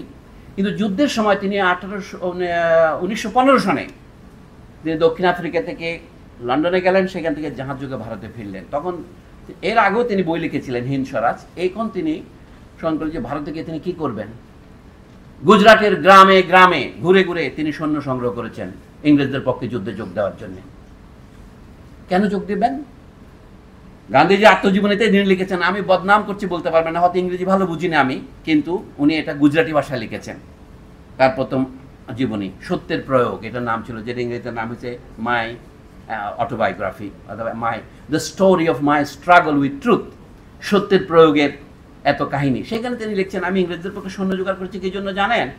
ব্রিটিশ সাম্রাজ্যের আমি নুন খেয়েছি। এই ব্রিটিশ সাম্রাজ্য না হলে আমাকে জার্মান গোলার আঘাতে কোথায় উড়ে যেতে হতো। যেহেতু তার ঋণ অলরেডি আমি আমার শরীরের মধ্যে ঢুকিয়েছি, আমি তো নিজেকে নিমক হারাম করতে পারি না। সুতরাং ইংরেজের জন্য প্রাণ দেওয়া আমার কর্তব্য, যদি বা সেটা আমার আদর্শের বিরোধীও হয়। গান্ধীজি ছিল বাজে গ্রেট কালেক্টর অফ সোলজার্স, এবং রাত্রিবেলা তিনি জেলা ম্যাজিস্ট্রেটদের নিয়ে পাড়ায় পাড়ায় বলতেন, তোমরা যুদ্ধে যোগ দাও, সৈন্যবাহিনীতে যোগ দাও। এই জন্য গান্ধীজির অসহযোগ এবং অহিংসা বুঝতে হলে আমাকে আরো 3 বার জন্ম নিতে হবে। এরপরে জটিল বিষয় এটা। ইনি ইংরেজদের পক্ষে শুধু সৈন্য জোগাড় করেন নাই, সেই যুদ্ধে ভারতীয় 65,000-এরও বেশি মানুষ শহীদ হয়েছিল এবং তার কত শত লক্ষ বন্দী হয়েছিল তুর্কিদের হাতে, যারা অনেকে বহুদিন মুক্তি পায় নাই। এই যে কুতিলামারা বলে ছাতিল আরাবার কাছে, যেখান থেকে মেজর জেনারেল টাউনশেন্ডের অধীনে প্রায় 10,000 ভারতীয় সৈন্য হস্তক্ষেপ করে যত লোক মধ্যপ্রাচ্যে প্রাণ দিয়েছে ইংরেজ সাম্রাজ্যের জন্য, এগুলো গান্ধীজি রিক্রুট করা। তাতে গান্ধীজির অহিংসা তো কখনো ম্লান হয়নি। কাজে বাংলাদেশেও আমরা যারা হঠাৎ করে বৈষম্য বিরোধী ছাত্র আন্দোলন করতে আসছি, মাঝে মাঝে আপনাকে হয়তো যুদ্ধে যাওয়ার জন্য ডাক দেবে, খেয়াল রাখতে হবে। কাজে আমরা অহিংসার মানে হিংসা অনেক সময়, বৈচিত্র্যের মানে বৈষম্য হয়ে দাঁড়ায়। এই জিনিসগুলো বোঝা দরকার। আমি আপনাদের এলোমেলো কয়েকটা কথা বললাম, আমাদের মহান মনীষী 6 জন আমার আগে যে বলেছেন সেগুলো গুরুত্বপূর্ণ কথা। কিন্তু এখানে একটা কথাতে আমার মনে হলো, বাংলাদেশের স্বাধীনতা আন্দোলনকে শুধু এইভাবে দেখলে চলবে কিনা, এটা বলে আমি শেষ করব। মাসুদুর রহমান সাহেবের আর্টিকেলটা পড়লে অনেক সময় উনি লিখছেন, মুসলিম লীগ 1947 পূর্ব সময়ে 2 বার নির্বাচনে বিজয় লাভ করলেও তারা ভোটারদের বুঝতে ভুল করেছিল। কি ভুল করেছিল? মুসলিম লীগ কখন জিতেছিল? আপনারা আসেন। মুসলিম লীগ 1937 সালের নির্বাচনে জেতে নাই, 1 নম্বর হয়েছিল কংগ্রেস। তখন মুসলিম লীগ আরেকটা পার্টি ছিল কৃষক প্রজা পার্টি, শেরেবাংলা, 1937-এর নির্বাচনের কথা বলছি। তখন ফজলুল হক প্রস্তাব দিয়েছিলেন, উনি 3 নম্বর আসনে থাকলেও, যে কংগ্রেসকে বলেছিলেন চলুন আমরা যৌথভাবে বাংলা সরকার গঠন করি। তখন একটা হ্যাং পার্লামেন্ট ছিল, কেউ সম্ভব করতে পারছিল না। কংগ্রেস বলল কি না, এই মুসলমানদের সাথে সরকার গঠন করা যাবে না। তখন ফজলুল হক আর কি করে অনন্য উপায় হয় বলে কি মুসলিম লীগকে বলা আমার সাথে। ফজলুল হক তো মুসলিম লীগ বিরোধী ছিলেন, তারা তিনি সরকার গঠন করলেন। এরপরে তিনি আবার শ্যামা হক মন্ত্রিসভা করলেন। আমি বলছি কাহিনী হচ্ছে এইটা। আরেকবার 1946 সনে তারা ভোটারদের বুঝতে ভুল করলো কোথায়? আমরা যে জিনিসটা বুঝি না, এই যে সবাই বলছে কি ধর্মীয় স্বাধীনতার ভিত্তিতে পাকিস্তান ভাগ হয়ে যায়, কথাটা আংশিক সত্য, এবং আপনারা সকলেই জানেন আংশিক সত্য অসত্যের চেয়েও মারাত্মক। ভারতবর্ষ কখনোই এক দেশ ছিল না। আপনারা বলুন, গত 2500 বছরের ইতিহাসে দিল্লি থেকে বাংলাকে শাসন করা হয়েছে মাত্র 500 বছর। বাংলা 200 বছর প্র্যাকটিক্যালি হয় স্বাধীন ছিল, না হয় ভারতবর্ষের অন্যান্য অঞ্চলকে স্বাধীন করেছে, শাসন করেছে। এই যে গৌতম বুদ্ধের জন্মস্থান যে আমরা বলি নেপালের অমুক গ্রামে, বলেন সেই গ্রাম কত দূরে? এই যে আমার চট্টগ্রামের বৌদ্ধদেরকে যারা মারমা ধর্ম নয়, রাখাইনদেরকে মগ বলা হয় কেন? মগের মূল্য কথাটা আপনারা শুনতেছেন, এখন মবের মূল্য না মগের মূল্য, বানান ভুল করেন। বাঙালিরা তো কম রেসিস্ট নয়, বর্ণবাদ বাংলাতেও আছে। মগের মূল্য কথাটা একটা রেসিস্ট কথা, কিন্তু বলে কি জন্য? গৌতম বুদ্ধের বাড়ি ছিল যে প্রদেশে, তার নাম মগধ। এই জন্য বাংলা ভাষার প্রাচীন মাগধী প্রাকৃত বলি আমরা, অর্ধমাগধী, মাগধী। এই মগধ থেকে আছে, মগধ কে যে বিহার। তো বিহারের রাজগিরেই তো বুদ্ধ লেখাপড়া করেছিলেন। তিনি যেখানে বোধি লাভ করেছেন সেটা তো বিহারের অংশ। তখন বিহার আর বাংলা এক দেশ ছিল। তখন নিম্ন বাংলা তখনও গড়ে ওঠে নাই, 2500 বছর আগের কথা বলছি। তখন বাংলা বলতে বরেন্দ্রের যে রাডো অঞ্চল, বগুড়া মহাস্থান, এই থেকে ইয়ে পর্যন্ত, এইটা ছিল। আহমেদ হাসান দানির বই যদি পড়েন দেখবেন যে বাংলা বলতে ওইটাই বোঝাতো। তাহলে গৌতম বুদ্ধকে সেই অর্থে বললে আমাকে আবার জাতীয়তাবাদী বলেন না দয়া করে। গৌতম বুদ্ধ তো বাঙালি ছিলেন, সেই যুগের যদি বাঙালি হয়। আচ্ছা, বুদ্ধ কোন ভাষায় ধর্ম প্রচার করতেন? আমরা যেটাকে এখন পালি বলছি, হরপ্রসাদ শাস্ত্রীয় বুকে হাত দিয়ে বলতে পারেন নাই গৌতম বুদ্ধ কোন ভাষায় ধর্ম প্রচার করতেন, কারণ তখনকার ভাষা তো এখন আর নাই। নিঃসন্দেহে এটা বাংলা নয়, কিন্তু ওটা এমন একটি ভাষা যেটা সংস্কৃত নয়, এটা অসংস্কৃত ভাষা তিনি কথা বলতেন। এখন আমরা যে বলি যারা বাঙালি না তাদের সবাই বলে অবাঙালি, এটাও তো রেসিস্ট কথা। অবাঙালি প্রত্যেকের নিজের নাম আছে না, বলে না, আমাদেরকে অসাদা বলার মতো আর কি, নন হোয়াইট, নন খ্রিস্টিয়ান, তো নন মুসলিম, এইটাই হচ্ছে অন্যকে ছোট করার একটা জগৎ প্রসিদ্ধ পদ্ধতি। বাংলাদেশের বর্ণবাদীরা ওইটাকে অনুসরণ করে শুধু। বাংলাদেশে বাঙালি জাতীয়তাবাদ নামে যেটা হয়েছে 1972 সংবিধান যে লিখে যে বাংলাদেশের অধিবাসীগণ বাঙালি বলে পরিচিত হবেন, এটার চেয়ে অসত্য এবং অন্যায় কথা আর হতে পারে না। কিন্তু তারপরে মনে দেশটার নাম তো বাংলা, এটা কে করেছে? এই দেশটার নাম কখন থেকে বাংলা হলো? এখানে আগে অঙ্গ বঙ্গ কলিঙ্গ সমতা একটা অংশ ছিল বঙ্গ, এটা ক্রমে হলো কেন? ইরানের ভাষাকে আমরা ফার্সি বলি কেন? ইরানে একটা অংশ ছিল ফার্স, সেই ভাষাটাই সবচেয়ে, ইটালির ভাষা ছিল ফ্লোরেন্সের ভাষা, মানে ইটালির সব অঞ্চলেই যে লোকে 160 ভাষায় কথা বলতো তাকে একত্রিত করেছে। সারা পৃথিবীতে ঐক্যের একটা প্রক্রিয়া আছে, বাংলাতেও তাই হয়েছে। কিন্তু এই যে মুসলিম লীগ নিয়ে যে ভুল ধারণা, সেটা হচ্ছে বাংলাদেশের মানুষের যে স্বাধীন হবার আকাঙ্ক্ষা। আমি একটা উদাহরণ দিলে আপনার জিনিসটা হয়তো আমাকে ক্ষমা করবেন। 1905 সনে এখানে যে ঘটনা ঘটেছিল, লর্ড কার্জন হয়তো কলকাতার বাবুদের আন্দোলনে অতিষ্ঠ হয়ে তিনি বাবুদেরকে কি করে শায়েস্তা করা যায় সেটার জন্য তিনি বাংলাকে ভাগ করলেন। তারা যুক্তি দিলেন কি, ইংরেজি যুক্তি কি, প্রশাসনিক যুক্তি। অনেক বড় প্রদেশ বাংলা, বিহার, উড়িষ্যা, তার মধ্যে এখনকার ছত্তিশগড়, এই যে কি বলে না, যে দমনে কোহ বলতো, ওইটাও ছিল ওর ভিতরেই। আপনার যেটা পাহাড়ি অঞ্চল, সাঁওতালি অঞ্চল, এই শুদ্ধ আসামের প্রান্ত পর্যন্ত এত বড় প্রদেশ তিনি শাসন করতে পারবেন না, তখন দুভাগ করলেন। দুভাগ করে করলেন কি, পূর্ব বাংলা একটা বরাবর সীমা করে যেটা মুসলিম প্রধান, এবং আসামকে তার সাথে জুড়ে দিলেন। এইটার নাম দিলেন পূর্ববঙ্গ ও আসাম প্রদেশ, যার জন্য কার্জন হল তৈরি করা হয়েছিল সেক্রেটারিয়েট হিসেবে। কিন্তু তখন তারা বলছিলেন this is a settled fact, কার্জনের উক্তি। এটাকে আনসেটল বলার জন্যে সুরেন্দ্রনাথ ব্যানার্জি তার আত্মজীবনী বেরিয়েছেন ন্যাশন ইন দ্য মেকিং, 1925 সনে বেরিয়েছে সেই বই। সেখানে উনি বললেন আমরা শপথ করেছিলাম we shall unsettle the settled fact. এখন পশ্চিমবঙ্গের দৃষ্টিভঙ্গি থেকে বলা হয় এটা বঙ্গভঙ্গ, কারণ বেঙ্গল প্রপার মানে ইস্ট বেঙ্গল, ওয়েস্ট বেঙ্গল। তো ইংরেজরা প্রতিশোধ নিয়ে কি করলেন, আচ্ছা তোমরা দুই বঙ্গে এক করতে চাও, আসো আমি তোমার খেলা দেখাচ্ছি। তিনি বিহার আলাদা করে ফেললেন। বিহার মানে সাথে সাথে এই যেমন ছত্তিশগড়, এগুলো আলাদা হয়ে গেল, রাজমহলের ওই পার, এবং উড়িষ্যা আলাদা করে দিলেন। পূর্ববঙ্গ পশ্চিমবঙ্গে এক করলেন এবং আসামকে আলাদা করে দিলেন। সেই আসাম থেকে সিলেটকে 1947 সালে আবার আনা হলো। ইতিহাসটা যদি আপনি সত্যকে অস্বীকার না করে, অর্থাৎ তথ্যকে অস্বীকার না করে ব্যাখ্যা করেন, তাহলে আমাদের এটা মেনে নিতে হবে, মেনে নেব।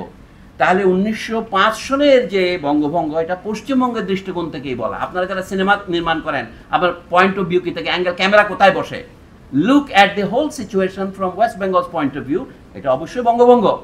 কিন্তু imagine for a moment like Girishchandra Sen did, Brahmo ধর্মের অন্তর্ভুক্ত গিরিশচন্দ্র, যিনি কোরআন অনুবাদ করেছিলেন, উনি বলছেন যে ওনার আত্মকথাতে আছে যে এটা তো আমাদের দিক থেকে দেখলে একটা নতুন প্রদেশ সৃষ্টি।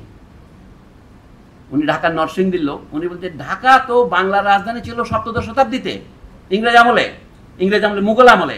সুতরাং এটা মুর্শিদ কুলি খান 19 শতাব্দীর শুরুতে আওরঙ্গজেবের মৃত্যুর পরে এটা মুর্শিদাবাদ নিয়ে গেলেন, নিজের নামে একটা শহর করলেন। সেখান থেকে ইংরেজরা কলকাতায় নিয়ে গেলেন, আবার রাজধানী ঢাকায় আসলো। তাহলে একটা ইতিহাসের রথচক্র। এটাকে বঙ্গভঙ্গ বলার মধ্যে এক ধরনের এক দেশদর্শিতা আছে কলকাতার দৃষ্টিকোণ থেকে দেখা। যদি ঢাকার দৃষ্টিভঙ্গিতে দেখেন, আমার বন্ধু সাইদ ফেরদাউস, জাহাঙ্গীরনগরের অধ্যাপক, উনি বলেন যে এটা তো নতুন প্রদেশ সৃষ্টি, এভাবেও দেখা যেতে পারত, তারও দেখেন নাই। তারপরে যখন সেই বঙ্গভঙ্গ আন্দোলনের তোড়ে রদ হলো 1912 সন বা 11-12 সনে, আর 35 বছর পরে বাংলাকে আবার ভাগ করার জন্য কারা আওয়াজ তুলেছিলেন? ইতিহাসকে আপনি কার্পেটে নিচে লুকাইতে পারবেন? শ্যামাপ্রসাদ মুখার্জির নেতৃত্বে আন্দোলনে কারা এগিয়ে এসেছিলেন? বাংলা কিভাবে ভাগ হয়েছিল? বাংলার লেজিসলেটিভ অ্যাসেম্বলিকে দুভাগে ভাগ করা হয়েছিল, এটা ব্রিটিশ আমলে করা কাজ, মাউন্টব্যাটেনের সময়, যে পশ্চিমবঙ্গের জেলাগুলিতে একটা হবে, পূর্ববঙ্গের জেলাগুলিতে একটা হবে, অথবা এইভাবে বলতে পারেন হিন্দু প্রধান এবং মুসলিম প্রধান। কোনো একটা অংশে যদি কেউ মেজরিটি বিভাগের পক্ষে ভোট দেয়, তাহলে দেশ ভাগ হবে। ওইখানে 58 জন পশ্চিমবঙ্গের ভাগে ভোট দিয়েছিল দেশভাগের পক্ষে, 21 জন ভোট দিয়েছিল বিপক্ষে। আর পূর্ব বাংলার এখানে 121 জনের মধ্যে 2-3 জন বাদে সবাই ভোট দিয়েছিল দেশকে ঐক্যবদ্ধ রাখার পক্ষে। এটা তো সর্বজন মানে গণ্য, সর্বজন কথিত সত্য, যে কেউ দেখতে পারে। কিন্তু এইটাকে কেন আমরা হাইলাইট করি না? বাংলা তো ভাগ মুসলিম লীগ করেনি, বাংলা তো ভাগ করেছে মুসলিম লীগের বিরুদ্ধে যারা ছিলেন তারাই। বাংলার হিন্দু মহাসভা, সারা নিখিল ভারত হিন্দু মহাসভার সভাপতি ছিলেন শ্যামাপ্রসাদ মুখোপাধ্যায়, যিনি কলকাতা বিশ্ববিদ্যালয়ের উপাচার্য বটেন এবং কলকাতা বিশ্ববিদ্যালয় থেকে নির্বাচিত একটা সিটের তিনি এমপিও বটেন, তৎকালীন এমএলএ। তাছাড়া আর কি হয়েছে? এই যে সুনীতি কুমার চট্টোপাধ্যায়, এই যে আচার্য যদুনাথ সরকার, আপনি এই ক্রমে যত মনীষীর নাম করেন সবাই টেলিগ্রাম করছে বাংলাকে ভাগ করতেই হবে। শ্রী বল্লভভাই পটেল এবং জওহরলাল নেহেরু এটা সমর্থন করলেন। বাংলা ভাগের আগে কিন্তু পাঞ্জাব ভাগ হয়েছে, সেটা মার্চ মাসে পাঞ্জাব ভাগ হয়েছে, বাংলা ভাগ হয়েছে জুন মাসের 20 তারিখে সিদ্ধান্ত হয়েছে। কাজে এখানে যে মুসলিম লীগ বুঝতে ভুল করেছিল, এই সমস্ত কথার উপর ভিত্তি করে যদি আমরা বাংলার বৈচিত্র্য মুহূর্ত করতে চাই, এটা আমাদের কোথাও নিয়ে যাবে না। আমি বলছি কি, একমাত্র সত্যই আমাদের মুক্ত করতে পারে। মুসলিম লীগ বাংলা ভাগ করে নাই, মুসলিম লীগ মানে মোহাম্মদ আলী জিন্নাহ ভারত ভাগ করতে রাজি হয়েছিলেন। জিন্নাহর 2 দফা দাবি ছিল যে ভারতের সর্বত্র অঞ্চলে এই যে 11টি প্রদেশ, সেইখানে প্রত্যেক প্রদেশে স্বায়ত্তশাসন দিতে হবে। তাই নয়, ইংরেজরাই প্রস্তাব করেছিল আমরা এগুলিকে 3টা ব্লকে ভাগ করব, এ বি সি করব। দেখা যাচ্ছে ঘটনাচক্রে ইংরেজরা যেমনভাবে ভাগ করেছেন ক্যাবিনেট মিশন, এতে হতে পশ্চিম পাকিস্তান অঞ্চল, পাঞ্জাব, বালুচিস্তান, সিন্ধ ইত্যাদি, উত্তর পশ্চিম সীমান্ত প্রদেশের অবস্থা তখন অনির্ণেয় ছিল। সেখানে ভোট হয়েছিল অতি অল্পের জন্য, সেখানে পরবর্তীকালে তারা পাকিস্তানে এসেছে।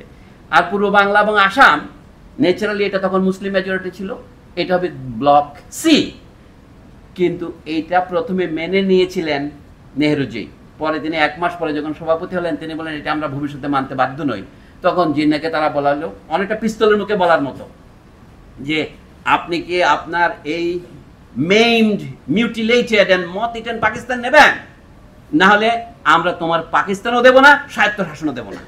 তো জিন্নাহ সাহেব মনে করলেন 2 মন্দের মধ্যে যখন ডাকাত আপনাকে ধরে বলে কি ইউর লাইফ অর ইউর মানি, তো আপনি লাইফ বাঁচাবার জন্য মানিটা দিয়ে দেন। জিন্নাহ ওইভাবে পাকিস্তান গ্রহণ করেছে। কিন্তু আমরা যে ইতিহাসকে ব্লক করে বলি এই যে মুসলিম লীগ 2 বার মানে ভোটারের মন মধ্যে ভুল করেছে, ঠিক নয়। তখন বাংলাকে ঐক্যবদ্ধ রাখার শেষ চেষ্টা যারা করেছিলেন 2-3 জন হিন্দু নেতা আর 2-3 জন মুসলিম নেতা, তার মধ্যে প্রসিদ্ধ নেতা ছিলেন তৎকালীন বাংলার মুসলিম লীগের সাধারণ সম্পাদক আবুল হাশিম সাহেব। আমাদের বদরুদ্দিন উমর এখনো বেঁচে আছেন, দোয়া করে আল্লাহ তাকে আরো 100 বছর হায়াত দিন। তার বাবা যিনি অন্ধ হয়ে গিয়েছিলেন, সেই ভদ্রলোক এবং কিরণ শঙ্কর, পশ্চিমবঙ্গে আরো বড় বড় নেতারা, তারা বলেছিলেন, এবং এই যে সুভাষ বসুর ভাই শরৎ বসু, এরা সকলেই সর্বাধিকে উনি রাজি করিয়েছিলেন যে আমরা চলুন এক বঙ্গ রাখি, ইউনাইটেড বেঙ্গল প্রজেক্ট। এটা কংগ্রেসের হাইকমান্ড গ্রহণ করেনি, জিন্নাহ সাহেব গ্রহণ করেছিলেন। সর্বশেষ দাবি ছিল কলকাতাকে ভাগ করতে হবে। বাংলা যদি ভাগে হয় শেষ পর্যন্ত, কলকাতা ছাড়া বাংলাদেশ কি হবে? এটা তো মত ইটেন হবে। ডানজিক যেমন ভাগ হয়েছিল, বার্লিন যেমন ভাগ হয়েছিল, কলকাতার মধ্যে কিছুটা বাংলা পাবে, কিছুটা ভারত পাবে, সেটাও গ্রহণ করা হয় নাই। কাজেই Pakistan was not a choice, it was imposed. 1947 সনের আগস্ট মাসে এই দেশে পাকিস্তান উদযাপিত হয়েছিল। কিন্তু পাকিস্তানের পরবর্তীকালের অবিমৃষ্যকারিতা এবং তাদের যে আমি বলবো গুন্ডামি, তার ফলে পূর্ব বাংলা সম্পূর্ণভাবে তাদের বিরুদ্ধে বিদ্রোহ করে আমরা বাংলাদেশ করেছি। কিন্তু বাংলাদেশ স্বাধীন হওয়ার পর আমরা কি করেছি? পাকিস্তান যে পরিমাণের বিশ্বাসঘাতকতা করেছিল পূর্ব বাংলার সাথে, পূর্ব বাংলার শাসকরা তার চেয়ে কম বিশ্বাসঘাতকতা করেনি। এখানে সাম্য, মানবিক মর্যাদা এবং সামাজিক সুবিচারের কোনো স্থান দেয়নি। তাহলে জনগণের বিদ্রোহ ন্যায়সঙ্গত, এবং সেই বিদ্রোহ কেন এত বছর পরে হলো সেটি হচ্ছে আমাদের জিজ্ঞাস্য। এটা 5ই আগস্ট শেখ হাসিনা কেন পলায়ন করলেন সেটা মোটেই প্রশ্ন নয়। প্রশ্ন হচ্ছে তিনি কি করে 15 বছর একটা গোটা জাতিকে বৃত্তের মতো শাসন করতে পারলেন। যদি আপনার মধ্যে ন্যূনতম ন্যায় বিচারের সাধনা থাকতো, এটা হতে পারতো না। এবং শেখ হাসিনা, এই কোনো আসল কথা বলি শেষ কথায়, শেখ হাসিনা নিজেকে ধর্মনিরপেক্ষতার চ্যাম্পিয়ন হিসেবে জারি করেছেন। তার এই ধর্মনিরপেক্ষতার আড়ালে বসে তার দলের লোকেরা এখানকার হিন্দুদের সম্পত্তি দখল করতে কোনো দিনও একটু দ্বিধা করেনি। আপনি দেখেন বাংলাদেশের যত শত্রু সম্পত্তি বলে হিন্দু সম্পত্তি গৃহীত হয়েছে, তার শতকরা কতবার শেখ হাসিনার অনুসারীরা করেছে এবং কতবার শেখ হাসিনার বিরোধীরা করেছে। তাহলে দেখতে পাবেন এই ব্যাপারে কোনো ভেদ নাই। এখানে শ্রেণী বৈষম্য সবচেয়ে বড়। নতুন যে ধনতান্ত্রিক সমাজ গড়ে তুলেছেন শেখ হাসিনা, আপনি সেটার কোনো কথা না বলে শুধু শেখ হাসিনা করবেন, এটা তো অলিগারকে গঠন করেছে, এটা তো গণতন্ত্র নয়। তাই আমি শেষ কথাই বলি, 1972 সংবিধানে যে গণতন্ত্র, সমাজতন্ত্র, ধর্মনিরপেক্ষতা, জাতীয়তাবাদ কথাগুলি লিখলেন, আপনারা আমাকে বলুন দেখি 1971 মুক্তিযুদ্ধের সময় কোথাও এই 4টা শব্দ একসাথে উচ্চারিত হয়েছে কিনা, কিংবা তার আগে। গণতন্ত্র কথাটা তো সবাই মুখে বলি, আমরা ধরতাই বলি, এবং গণতন্ত্র হচ্ছে দুর্বৃত্তের শেষ আশ্রয়স্থল। The last citadel of this scoundrel is democracy. এবং এরিস্টটল বলতেন ডেমোক্রেসি হচ্ছে সমস্ত শাসন ব্যবস্থার মধ্যে সবচেয়ে নিকৃষ্ট। সেই ডেমোক্রেসি শেখ হাসিনা চালিয়েছে। শেখ হাসিনা যেটা চালিয়েছে এটা যদি ডেমোক্রেসি হয়, তাহলে পৃথিবীতে ডেমোক্রেসির কোনো দরকার নেই। অর্থাৎ একটা মানুষ যে মানুষকে প্রতারিত করা যে কত সহজ, এখানে বক্তৃতার মধ্যেও আমরা যারা উন্মাদনা সৃষ্টিকারী বক্তৃতা করে অভ্যস্ত, তারা কিন্তু এই কাজই করছে। কাজেই ডেমাগগদের কথায় আমাদের আর নড়া চলবে না, প্রত্যেকটা কথাকে বিচার করতে হবে। এই জন্য বলছি এই অনুষ্ঠান যারা আয়োজন করেছেন তাদের কাছে আমি কৃতজ্ঞ, এবং আপনাদের কাছে তার চেয়ে দুগুণ কৃতজ্ঞ, কেন এত কথা এতক্ষণ পরে আপনারা শুনছেন। আশা করি আপনাদের ক্ষমা পাবো। ধন্যবাদ।